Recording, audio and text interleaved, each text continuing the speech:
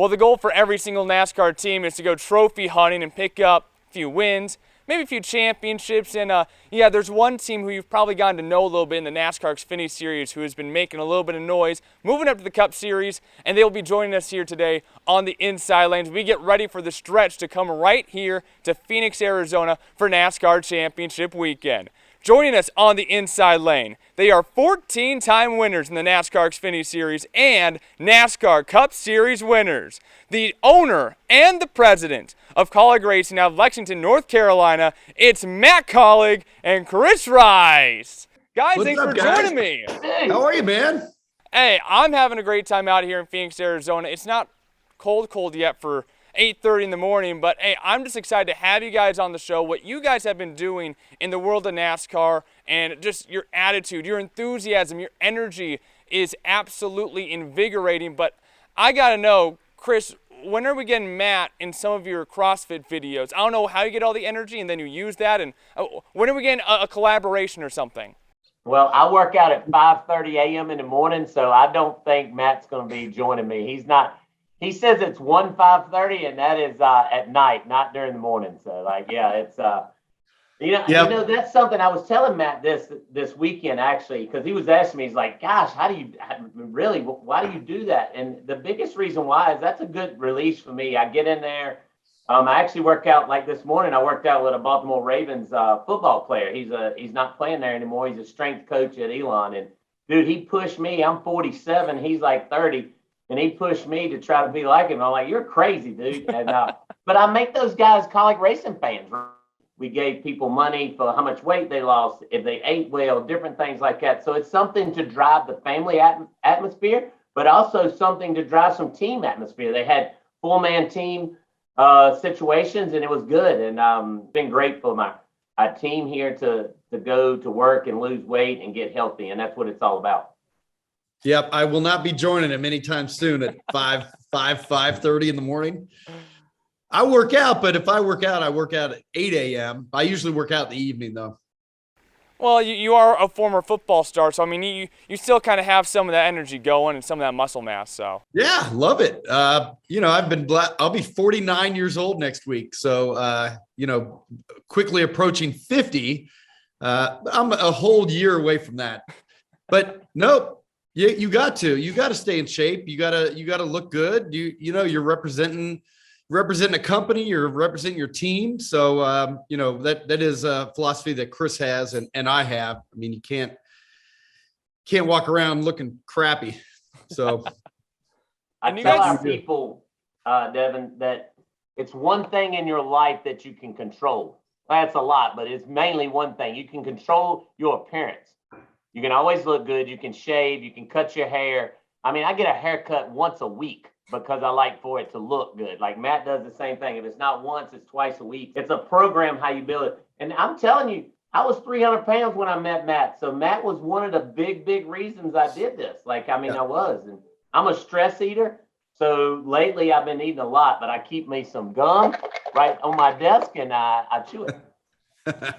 That is awesome. And I mean, you guys keep up the energy, and you guys are at, I think, almost, if not every single NASCAR race weekend. I was out there in Vegas, and of course, that big old Xfinity regular season championship trophy is pretty big. And so Matt grabbed it, and I think you went down the entire grid, showing it off to every single person who would bother to look at you. But what I find amazing with you, Matt, is you have so much on your plate. You have Kaulig Capital, Kaulig Media, Kaulig Giving, the Leaf Home family, Ellsworth Advisors that you all have to prioritize.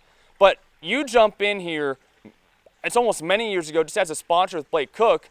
Now you own this team. Now you're fighting for championships. Why do you prioritize NASCAR to this monumental amount with everything that you have going on?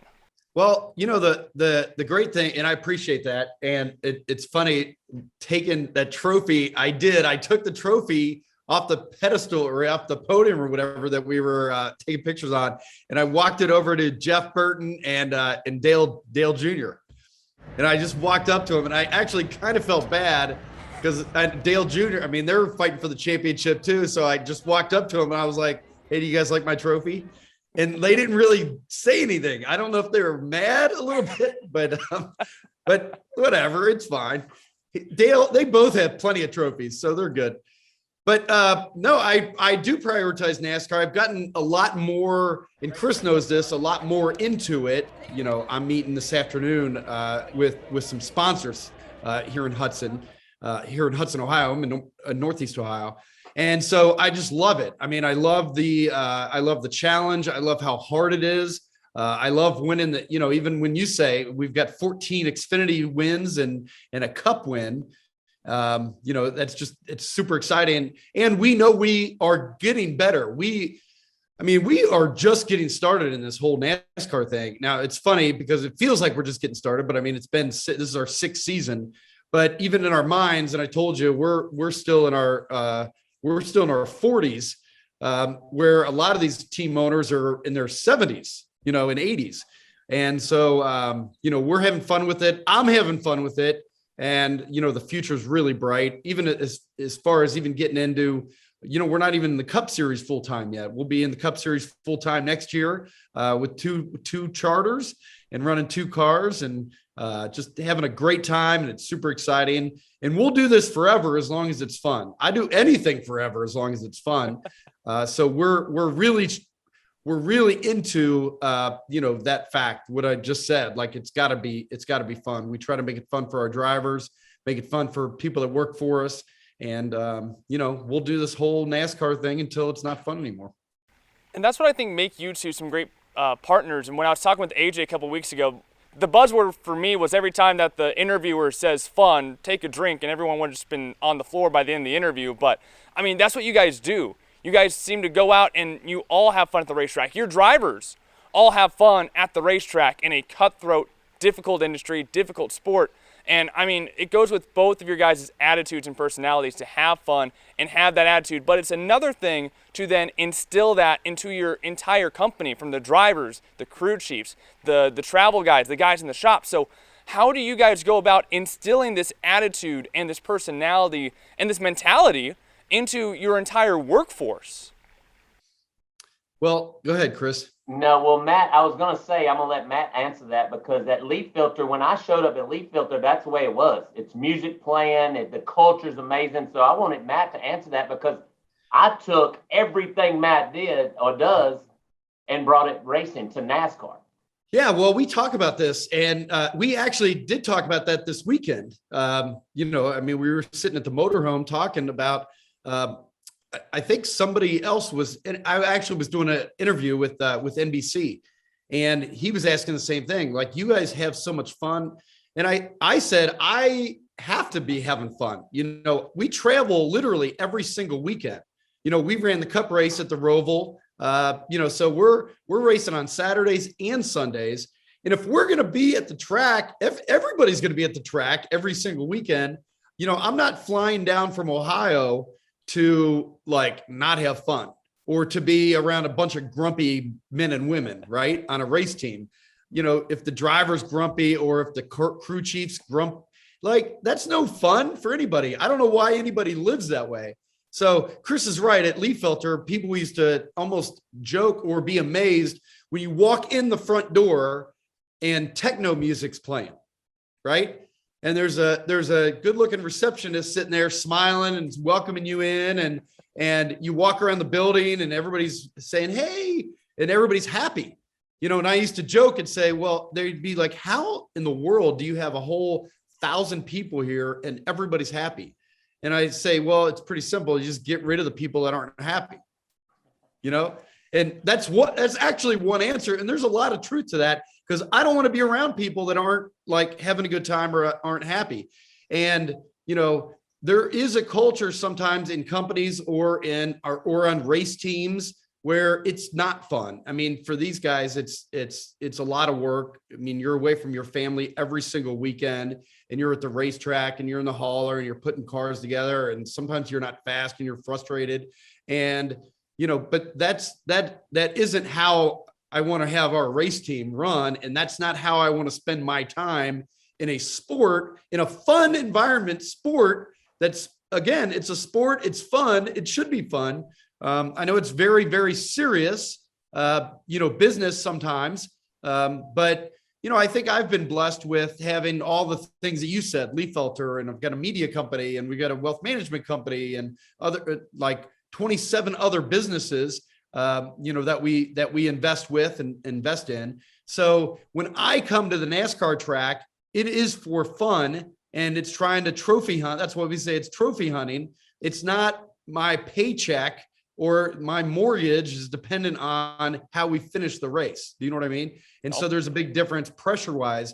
With some teams, that's the pressure. Like if you don't win or if you don't run well, you could get fired, you could lose your job, and you're in trouble. So the pressure that way has been taken off of us, and we've taken the pressure off of Chris, who runs our race team, that he doesn't have that pressure either. So it's good. And I think you guys are making this kind of like brotherhood, and I think that for people who wouldn't know, they might think that you two guys are just brothers roaming around the track every now and again, but this is like a cutthroat industry. Matt knows a thing or two about 20,000 cutthroat industries, and Chris, your family's been in this industry forever, basically, especially at South Boston and all that. So when you look at what you two have done together and what you're going to do in the future, it's insurmountable compared to some of the other teams that have come and tried NASCAR. But I'm curious, whether it be on the professional level, on the personal level, Matt, how has Chris changed you? And also, Chris, vice versa, how has Matt changed you through all this?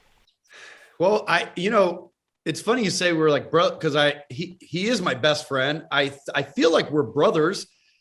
He lives in North Carolina, so over in the Greensboro area, and I'm in Northeast Ohio. But I see this cat like, I don't know, 3 times a week. So he's either flying up here or I'm flying there. And, I spend, we spend, the weekend together, every week, racing and hanging out and having fun. But no, he's been, there's certain people in your life, even when you meet or you hang out with, that you just connect with. And you're just like, and we have a lot in common. We have a lot of fun. We have a lot of energy, and we've got a good thing going. He's obviously an expert at racing, knows everything about it. He's probably worked every single job that you can have in NASCAR and in racing. And it's led him to be able to run a race team. I mean, so for the last 20, 25 years, didn't even know he was training to do this job. And then from a business standpoint, I know I've been able to teach Chris a lot about like the business side. There's the racing competitive side of NASCAR, and then there's the business side of NASCAR. He obviously knew a lot about the business side of NASCAR, but we brought a different spin or energy or, business sense, to the sport that we're using right now. So love the guy. We said we'll be in this together for the rest of our lives until we're not. And, he's just so handsome too. Look how good looking he is. I don't have the hair Matt has, but that is keep getting a haircut every week. You got to stop getting haircuts. It's just sides. I get my sides cut. That's a great question. And I get that question a lot. And I'll tell you this about Matt. Matt and I are best friends. We share stuff with each other that we probably don't share with anybody else. And we probably never will. We've been in situations that we do not, that only us know about, and we will know about. But the one thing about Matt and I, when Matt and I have a conversation, he gives me his perspective of it, and we take it and put it into NASCAR, and it is totally different than NASCAR has ever done it, right? Which doesn't matter. He told me 5 years ago, 6 years ago, he wanted to win 1 trophy. And I said, man, that's going to be awful hard. We're sitting here with 15 trophies, and it's because of Matt teaching me, how to run a business and have fun at it. Because our shop is right to my right, and it is 38 to 40 people out there that didn't know how to have fun until they came to Kaulig racing, because it is a sport that makes you miserable. AJ Allmendinger, nobody wanted AJ Allmendinger. Nobody wanted to touch him. Nobody even wanted to deal with his craziness. Matt has learned, and myself have learned, how to get into AJ's head, and it shows on the racetrack.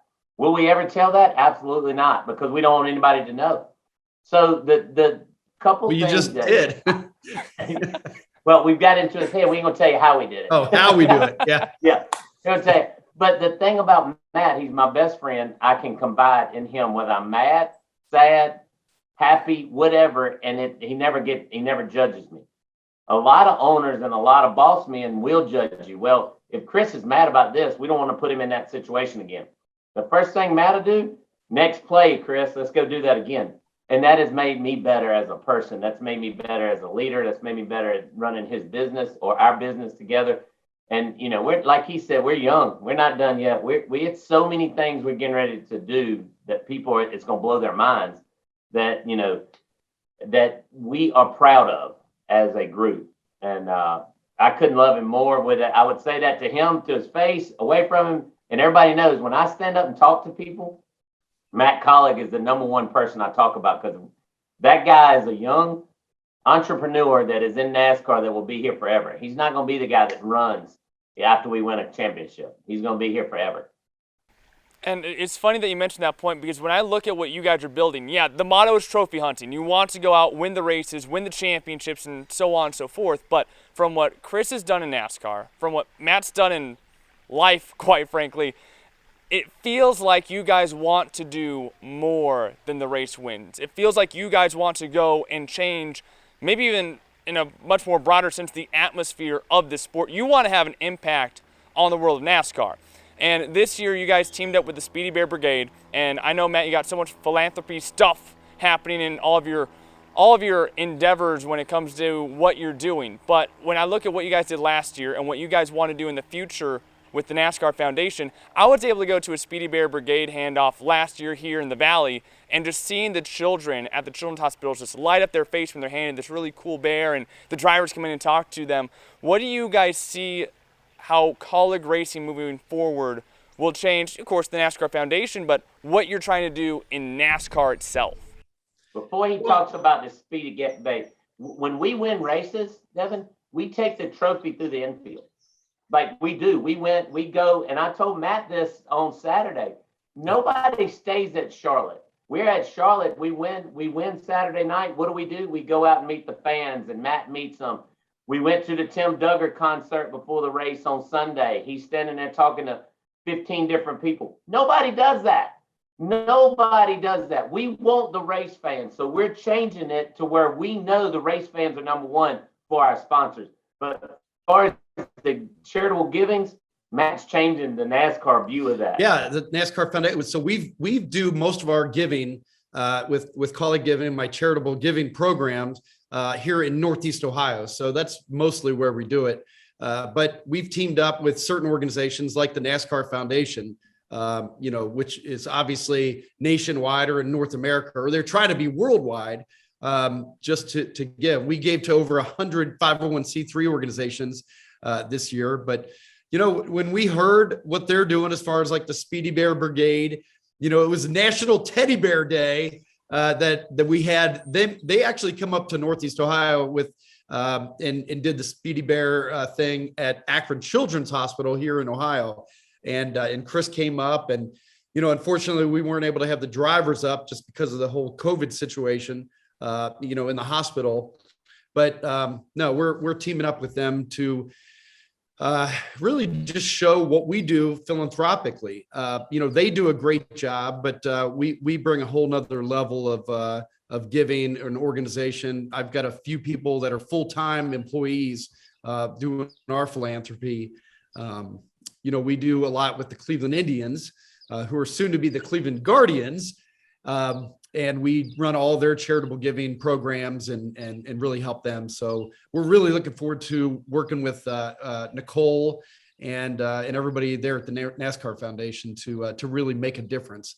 We philosophically feel, and I know Chris feels this way, and we try to instill it in all of our businesses, that the more you make, the more you give. So the more money that we make in business, we give back. We want to give back to the community, and people that really need it. And that's what Chris is talking about, even with race fans. Like, how cool is it for a race fan if if they could see a trophy, or if the drivers are available, or we're just, they're camping out because they're huge NASCAR fans, camping out in the infield, watching our races. And then we walk up to them and just say thank you and congratulate them and just talk about inside information or whatever. It's just a really cool thing. So we realize that the fans want that, and we want to give that to them, and it's super fun for us. Guys, before I let you go, got to do a quick segment called Quick Time. I got some rapid fire questions for you. Looking for some rapid fire answers in return. You can talk over each other, and the loudest person, I don't know, wins. We'll make that the winner. I don't know, but you guys can do whatever you want. But hold on a second. Hang on. Okay. All right. All right. Stretch. I got to get ready. All right, let's go. All right, here we go. So, y'all ready to set quick time? Yep. Yes. Favorite track to race at, regardless of the. Whoa. That's why I give the drivers. Favorite city to travel to for a race? Las Vegas. Vegas. Is that easy? Do I have to ask why? No. You said one answer. We got it. That's fine. Which one of you would be the better race car driver? Chris. Me. Yeah. Right off the bat, both of you. Okay, this one might take a little longer because I want to get a good answer out of both of you. I asked AJ the same question with you guys. You guys, of course, have a team member doing some incredible things nationally. Tara Allmendinger, who's going to be fighting for Mrs. America, right? So, which one of your drivers would be the better Mrs. America pageant contestant? AJ Allmendinger, Justin Haley, Jeb Burton. Will also include Cash Gralla and Daniel Hemrick in there as well. Justin Haley. Justin Haley. Matt? Justin Haley, because he's cute. He's just such a cute little guy. Plus, AJ he's a little Tasmanian devil. He would never be happy with the people. Like, Oh, I love it. All right, I think yesterday Chris Rice won an iRace. Which one of you got to be the better iRacer? Chris Rice. I did win an iRace, so I needed a break from everything, and I put my phone downstairs, and I went up there because we built this new rig here at Kaulig Racing, and so I went up to mine, and I drove it, and I was like, man, this is easy. I want to truck race at Kansas, like no problem. I was like, maybe I should do this more often, but then I just turned it off and left. All right. How about this one? Because we know so many former college athletes are on pit crews. Who would be the better pit member between you, Matt, and Chris? I would. I'm a better Matt. athlete. All right. What position? Gas man, tire changer? What are you doing? He would clean the windshield very well. I could rip a strip off the windshield easy. No, actually, Devon, he asked me to pit. I don't know if you've seen sometimes in the Truck Series or the Xfinity Series where I think we were in Road America last year, and in the Cup Series was somewhere else. They were out west or wherever they were. And that we have like a 60-second window to pit. Have you seen those races where anybody can pit? So just some of our guys, our regular mechanic, like pit the car. But he asked me if I would do that, and we were contemplating doing it. But I'm like, man, that would it's all downside if I screw something up or he gets hurt. Or get hurt. Yeah.